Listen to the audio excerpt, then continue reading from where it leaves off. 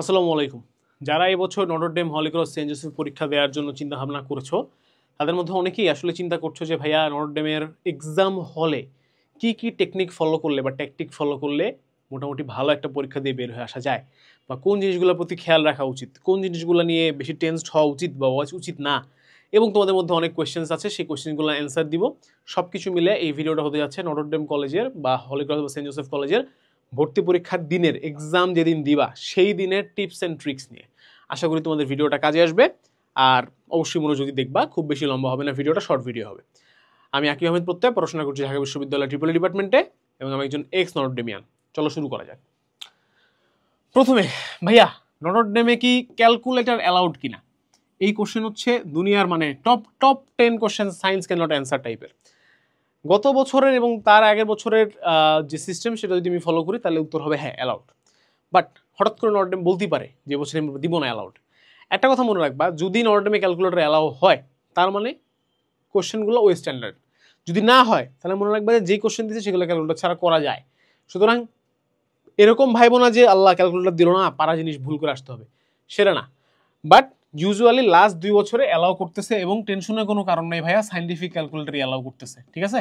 এবং যা খুশি নিয়ে যাও ভাইয়া, ইএস, ইএক্স, তারপরে এখন কি সিডাব্লিউ, এইচডাব্লিউ, যা খুশি নিয়ে যেতে পারবা, কোনো সমস্যা নেই। তারা বাধা দিচ্ছে না গত 2 বছর ধরে, এবছর আশা করি দিবে না, কারণ প্যাটার্ন চেঞ্জ হয় নাই। সো ক্যালকুলেটর অ্যালাউড তোমরা ধরে নিতে পারো, শেষ মুহূর্তে প্যানিক হওয়ার দরকার নাই, বা খুব বেশি ক্যালকুলেটর ছাড়া প্র্যাকটিস করে কিছু উদ্ধার করে ফেলতে পারবো না শেষ 4-5 দিনে। সুতরাং এটা নিয়ে টেনশন করো না, ক্যালকুলেটর অ্যালাউড ধরে নাও। ভাইয়া রাফ করবো কোথায়, this is another hot topic, ঠিক আছে? সিম্পলি এই কোশ্চেনটা যেমন আমাকে করছো, পরীক্ষার হলে যে ইনভিজিলেটর থাকবেন, যে স্যার বা ম্যাডাম, ইনভিজিলেটর বানান কি রে বাবা, ভুলে গেছি। ইনভিজিলেটর পরীক্ষক, ঠিক আছে? যে গার্ডে থাকবে ভাই, গার্ডে, সহজ ভাষায় বলি, বানান ভুলে গেছি। যে গার্ড দিবে, যে স্যার বা ম্যাডাম, তাকে এই প্রশ্নটা করবো যে স্যার বা ম্যাডাম, সুন্দর করে দাঁড়িয়ে প্রশ্ন করবো যে ম্যাম একটা প্রশ্ন ছিল, বলো বাবা। তারা খুবই ফ্রেন্ডলি, বলবা যে ম্যাম আসলে স্যার আসলে কোথায় গ্রাফ করবো বুঝতে পারছি না, রাফ করার জন্য কোনো পেজ দেওয়া হবে?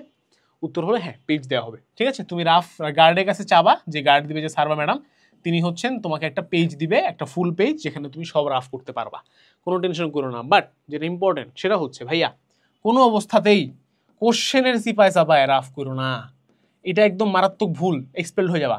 কোশ্চেনের চিপায় চাপায় রাফ করা নিষিদ্ধ। কোনো অবস্থাতেই খাতার মধ্যে, মানে যেখানে অ্যান্সার লিখতেছো, কোশ্চেন খাতা একসাথে থাকে আর কি, মানে খাতা কোশ্চেন যেখানেই হোক, এখানে কোনো অবস্থাতে রাফ করা যাবে না। কোনো অবস্থাতেই যেটা করা যাবে না সেটা হচ্ছে বেঞ্চে রাফ করা যাবে না। আল্লাহ, মানুষজন কিভাবে করে এটা, বেঞ্চের মধ্যে রাফ করে। বাবা, এক বেঞ্চে 2 জন করে পরীক্ষা দেয় নটর ডেমে, তুমি যে বেঞ্চের মধ্যে রাফ করো 5 জন দেখে ফেলবে না বেঞ্চে কি লেখা আছে? কমন সেন্স খাটাও একটু। বেঞ্চে কেউ রাফ করে, আমাকে একেবারে স্টুডেন্ট এসে বলতে ভাই বেঞ্চের মধ্যে রাফ করে দিয়ে আসছি, আমি তখনই বুঝছি এই পলার জীবনে চান্স হবে না। আসলে হয় নাই, এখন ওই জন্য হয় না, কোন জন্য হয় না জানি না, চান্স হয় নাই, ঠিক আছে? বেঞ্চে কখনো রাফ করবো না, বেঞ্চে খাতায় কোশ্চেনে কোথাও রাফ করা যাবে না। যদি এখন ধরো বাই চান্স তোমার পেজ দিলই না, তাহলে তুমি রাফই করবো না, তাও এইসব জায়গায় রাফ করো না, ঠিক আছে? No rough is better than বেঞ্চে রাফ। বেঞ্চে কি হয় মানুষ রাফ করে, একটা পরীক্ষার অ্যাডমিশন টেস্ট হচ্ছে ভাই, বেঞ্চে রাফ করে দিয়ে চলে আসছে। আল্লাহ, মানে কি বলবো, যাই হোক, এটা করবো না, ঠিক আছে? 3 নাম্বার, ভাই এই প্রশ্নটা শুনলে আমার মন মেজাজ অত্যন্ত খারাপ হয়ে যায়, বাট তারপর এটা আমি রাখছি এখানে। ভাই নটর ডেম পরীক্ষা কি দেখা দেখি করা যায়? ভাইরে, মানে তুমি কিভাবে এক্সপেক্ট করো যে, দেখো আমি তোমাদেরকে একটা সহজ কথা বুঝাই ভাইয়া, এসএসসি আর এই এনডিসি অ্যাডমিশনের মধ্যে পার্থক্যটা কোথায় বলো তো? এসএসসিতে ধরো তোমার পাশে যে বসছে সেও জিপিএ পাস, তুমিও জিপিএ পাস, কোনো সমস্যা আছে? নাই। এসএসসি তোমার পাশে যে বসছে সে 1230, তুমিও 1230, কোনো সমস্যা আছে? নাই। বাট এখানে তো সমস্যা আছে রে ভাই। এখানে ধরো সবাই দেখা দিয়ে করলো, ওপেন দেখা দিয়ে, যত ইচ্ছা দেখা দিয়ে করো বলে দিল আজকে, নটর ডেম ভর্তি পরীক্ষা এবার যত ইচ্ছা দেখা দিয়ে করা যাবে, সবাই দেখা দিয়ে করলো, তাহলে চান্স কাকে দিবে ভাই? সবাই যদি সমান নাম্বার পায়, চান্স কাকে দিবে? It's a competitive exam, competitive এক্সামের মিনিংই তোমরা বুঝো না ভাই, ঠিক আছে? তো কম্পিটিটিভ এক্সামে তোমার পাশের জন তোমার কম্পিটিটর, তোমার সামনের জন তোমার কম্পিটিটর, তারা শত্রু না তোমার, তোমার লাইফের শত্রু না, বাট এখানে তোমার কম্পিটিটর, ও চান্স পেলে তুমি পাবে না, তুমি পেলে ও পাবে না, ইটস লাইক দ্যাট মোরাললেস, তাই না? তো এখানে দেখা দেখি করার প্রশ্ন কোত্থেকে আসতেছে ফার্স্ট অফ অল ভাইয়া? সেকেন্ড অফ অল, দেখা দেখি করবা না কোনো অবস্থাতেই। তোমাকে পিছনের জন যদি তোমাকে মেরে ফেলে, পিছন থেকে ছুরি ধরে বলে বল তোকে মেরে ফেলবো, তুমি চুপচাপ হচ্ছে ইনভিজিলেটর থেকে জানাবে যে স্যার আমাকে মেরে ফেলতেছে।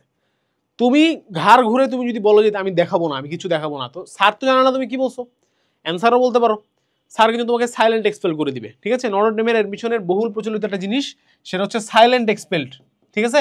সাইলেন্ট এক্সপেল, এই জিনিসটা মানে বহুত প্রচলিত। আমি বহু প্রমাণকে দেখছি, আমার সময় আমার বন্ধুবান্ধব, টপার লেভেলের বন্ধুবান্ধব, তারা চান্স পায় নাই, কারণ তারা সাইলেন্ট এক্সপেল্ড হয়ে গেছে, কারণ তারা দেখা দিয়ে করে লিখছে। এক জায়গা দিয়ে বসছে 3-4 জন একসাথে দেখছে, দেখা দিয়ে করছে, সাইলেন্ট এক্সপেল্ড হয়ে গেছে। সাইলেন্ট এক্সপেল হওয়া থেকে বাঁচতে হলে দেখা দেখি থেকে বাঁচবো ভাই। পাশে গিয়ে বসছে, ঘুরে তাকানোর দরকার নেই, ঠিক আছে? ছেলেই তো বসবে, দেখার দরকারও নাই তোমার কোনো, ঠিক আছে?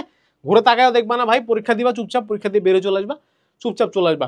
কোনো অবস্থাতেই কোনো ধরনের বেয়াদবি, হট্টগোল, হরগোল, চিল্লি ইনডিসিপ্লিন আচরণ যদি নটরডেম কলেজে পড়তে চাও প্লিজ পরীক্ষার দিন করো না।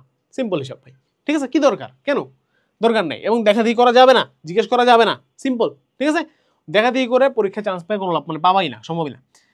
4, এবার আসো ইম্পর্টেন্ট কোথায় ভাইয়া, টাইম ম্যানেজমেন্ট কিভাবে করব পরীক্ষার হলে, এক্সাম হলে বসে টাইম ম্যানেজমেন্ট কিভাবে করব। সবসময় একটা জিনিস মনে রাখবা, তোমার টার্গেট হবে পরীক্ষাটাকে 45 মিনিটে শেষ করা। এখন কেন টাইম ম্যানেজমেন্ট আগে থেকে আমি তোমাকে শিখাই দিতে পারতেছি না, কারণ আমি জানি না যে এবছর কি ধরনের প্রশ্ন হবে, MCQ, short question, detail question, written কি হবে আমরা জানি না। তাই সহজ ভাষায় বলি ভাই, 45 মিনিটস তোমাকে পরীক্ষা শেষ করতে হবে। এবং তুমি তোমার প্রশ্নটা দেখে উল্টায় দেখবা, সাধারণত 2 থেকে 3 পেজ হয় ম্যাক্সিমাম, 3-4 পেজ হয় ম্যাক্সিমাম, সাধারণত 2 পেজ হয় এপিড ওপিড, বা 4 পেজ হয় ম্যাক্সিমাম। তো 4 পেজের প্রশ্নটা উল্টায় পাল্টায় দেখবা, বুঝবা যে কি কি আছে, কি কি আসছে, কি কি অ্যান্সার করতে হবে, এবং ডিসাইড করে নিবা যে তোমার এই 45 মিনিটসকে তুমি 3টা ভাগে কিভাবে ইউজ করবা, 3টা ভাগে ভাগ করে ফেলবা মনে মনে, ঠিক আছে? এবং ঘড়ির দিকে তাকায় দেখবা যে ভাই কয়টা বাজে, ধরো 9টায় পরীক্ষা শুরু হলো, 9:15টার মধ্যে এইটুক ডান, 9:30টার মধ্যে এইটুক ডান, 10:15টার মধ্যে এইটুক ডান, এইটা হবে আমার প্ল্যানিং, ঠিক আছে? এখন মনে করো 9টার থেকে শুরু করলাম আমি, আমার প্রথম ফেজে যা আমি প্ল্যান করছি, 9:10-এই আমার প্রথম ফেজে জিনিসপাতি শেষ হয়ে গেছে, আলহামদুলিল্লাহ। এখন কি নেক্সটটা কি 9:30টায় যাবো? না, নেক্সটটা যাবে আমার 9:10 থেকে 9:25, 15 মিনিট করে যাবো আমরা, 9:25। এখন ধরো 25 বেজে গেছে, 9:25 বেজে গেছে, তখন তুমি এটাকে এক্সটেন্ড করে 9:30 বানাইতে পারো, সমস্যা নেই। বাট 9:30টার পরে আর এক্সটেন্ড করো না কিন্তু, 9:30 বাজছে, ওই পার্টটা শেষ, পরের পার্টে চলে যাবো, 9:30 থেকে 9:45-এর মধ্যে ওই পার্ট শেষ করবো। এখন মনে করো এটাও শেষ হয় না, এটা একটু বাকি আছে, আর এটা একটু বাকি আছে, এই দুইটা শেষ করবো কোথায়, লাস্ট 15 মিনিটে, 45 থেকে 10টার মধ্যে, 9:45 থেকে 10টার মধ্যে, বুঝছো? This should be the strategy. Total পরীক্ষাটাকে 3 ভাগে ভাগ করে ফেলবা, 3 ভাগে শেষ করার ট্রাই করবা। এটা টাইম শেষ, এটার দাগাবো না, টাইম শেষ দাগাবো না, টাইম শেষ দাগাবো না, 3টার থেকে যা কিছু বাকি আছে লাস্ট 15 মিনিটে দাগাবো, ঠিক আছে? এই স্ট্র্যাটেজি ফলো করবা, this should be a good time management strategy, এটা তোমরা ফলো করতে পারো। লাস্ট ভাইয়া, কোনটা আগে অ্যান্সার করবো, বাংলা ইংলিশ আগে অ্যান্সার করবো নাকি ফিজিক্স কেমিস্ট্রি আগে অ্যান্সার করবো? এখানে 2 ধরনের উত্তর হয়। প্রথম উত্তরটা ভুল। প্রথম উত্তরটা অনেকে বলে যে ভাইয়া তোমার যেটা স্ট্রং জোন সেখান থেকে শুরু করো। আমি বলবো না, তোমার স্ট্রং জোন ধরো ম্যাথ নর্থ কলেজে এবার মনে করো এমন দাঁত ভাঙা কোশ্চেন দিল যে বেশি দিব না ভাই, 5টা কোশ্চেন দিব, তোর বাপেও পারবে না, দিতেই পারে, কিছু করার আছে তোমার, তাদের ইচ্ছা, তাহলে বিপদে পড়বো না বলো, প্রথমেই যদি ম্যাথ দিতে মাথাটা উলে যাবে। সুতরাং আমি যেটা সাজেস্ট করি সেটা হচ্ছে রান মেথড, ঠিক আছে? রান মেথড, অর্থাৎ প্রশ্নটা একবার দেখে তুমি একটু চোখটা বুলাও, চোখ বুলিয়ে দেখো যে কোথা থেকে কি আসছে, পারবো না কেন না পারবো। তো ধরো তোমার কথার কথা শুরুতে আছে ফিজিক্স, ফিজিক্সের প্রশ্ন চোখ বুলাচ্ছে, কি কি আসছে, টার্মগুলো পরিচিত লাগতেছে, ফর্মুলাগুলো পরিচিত লাগতেছে, দেখি বোঝা যায় না, কিছু কোশ্চেন আছে না, দেখি বোঝা যায় কেমনে করতে হবে, দাগাও ফিজিক্স। ম্যাথ বুঝতেছি না ভাই, কি দিছে না দিছে, তাকাবো না। বাংলা ইংলিশ দেখলাম কি দিছে না দিছে, দেখলাম যে কমনই দিছে, ভাব সমস্যা লিখতে বলছে, ঠাস করে লিখে ফেললাম। সিরিয়াল মেনটেন করার কোনো এখানে ফজিলত নাই ভাই, কারণ পরীক্ষক যখন মানে যে খাওয়া দেখবে সে যখন দেখবে তখন সে জানালা যে কোনটা আগে তাকাইছে কোনটা পরে তাকাইছে, সুতরাং এটার কোনো ফজিলত নাই। সুতরাং আগে পরে দেওয়া কোনো ইস্যু না, যেটা ভালো পারবো সেটা আগে দিব, এবং প্রচুর স্কিপ করে করে যাবো, কারণ লাস্টে কিন্তু আমি 15 মিনিট রেখে দিছি ভাই, যেগুলো স্কিপ করছি এগুলো লেখার জন্য। সুতরাং টেনশনের কোনো কারণ নাই যেগুলো বাদ পড়ে যাবে কিনা, যেগুলো পারি সব আগে দিব, তারপরে সেকেন্ড রান, থার্ড রান, ঠিক আছে? এভাবে আমরা শেষ করতে পারি। তো আশা করি যে এক্সাম হলের এই টিপস অ্যান্ড ট্রিক্স তোমাদের কাজে লাগবে। আরও ইন ডিটেল এক্সাম হলের টিপস অ্যান্ড ট্রিক্স যদি তোমরা জানতে চাও, আমার একটা কোর্স আছে, পুরো সিজন জুড়েই কোর্সটা অনেক মানুষ কিনেছে আলহামদুলিল্লাহ। এখানে দেখো যে 8 ঘন্টার গাইডলাইন আছে, যেখানে সাবজেক্ট ওয়াইজ গাইডলাইন দেওয়া আছে প্রত্যেকটা। বাট এই সাবজেক্ট ওয়াইজ গাইডলাইনের থেকে শেষ মুহূর্তে তোমার আরও বেশি দরকার হচ্ছে এক্সাম হল প্রিপারেশন। এখানে এক্সাম হল প্রিপারেশনের উপর একটা লেকচার আছে আলাদা, 30 মিনিটের বা 20-25 মিনিটের। সেই লেকচারটার ভিতরে আরও ডিটেলসে আরও খুঁটিনাটি বিষয়গুলো আমি আলোচনা করছি। তোমরা এই কোর্সটা কিনতে পারো, এবং শেষ মুহূর্তে 10 সেট ডেমো এক্সাম তোমাদের অনেক বেশি কাজে আসবে।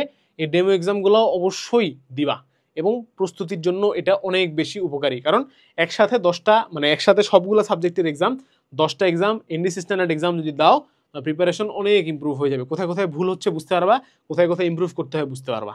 সুতরাং আশা করি তোমাদের এই কোর্সটা কাজে লাগবে। মাত্র 550 টাকায় তোমরা এই কোর্সটা পেয়ে যাচ্ছ, লিঙ্ক ডেসক্রিপশনে দেওয়া থাকবে, তোমরা চাইলে কোর্সটা নিতে পারো। সেখানে আমি এক্সাম হল টিপস অ্যান্ড ট্রিক্স নিয়ে আরও ইন ডিটেলস আলোচনা করেছি।